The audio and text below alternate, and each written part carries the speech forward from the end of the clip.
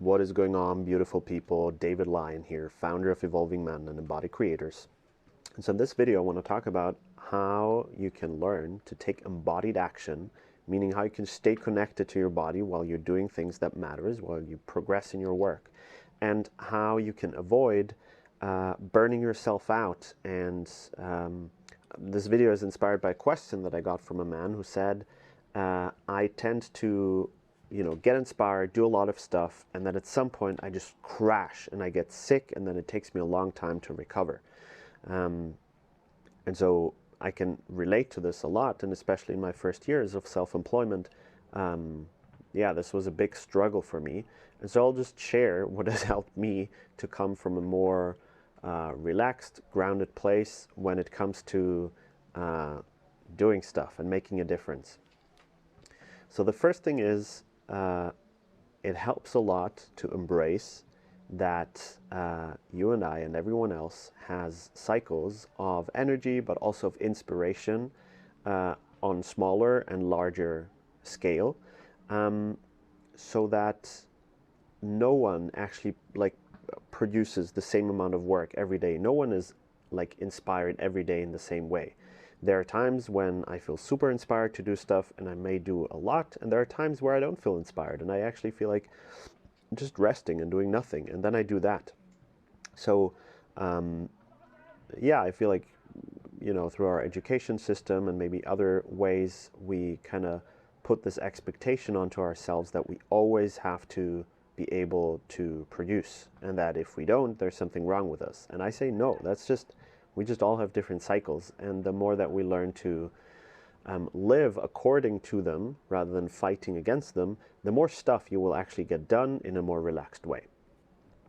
Now, the second thing is, it's just something for you to try out when you are doing quite a lot of work, is to take a break when you feel the least like you want to do it.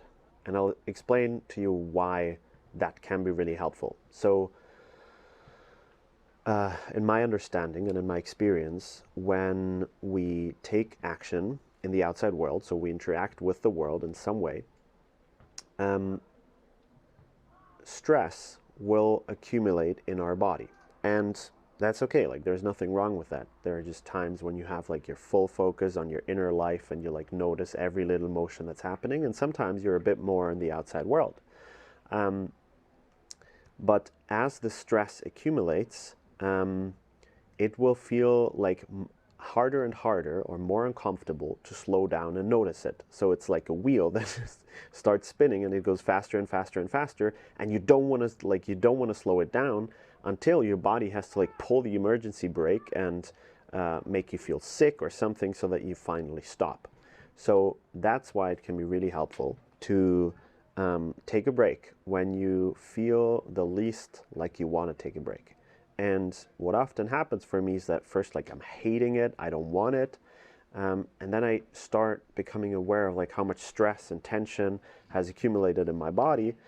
And once I breathe into that and I kind of am able to soften it a bit, maybe whatever I notice I'm hungry or something, I take care of that, I can resume working from a much more grounded and rested place. I don't feel as driven in this really uncomfortable way as I did before.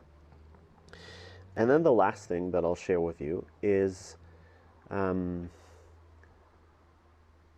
what I've learned over the past couple of years is that most of the work that I do is not that important. Or put differently, there's a small percentage of the time that I put into my work, into my business, that really makes a difference.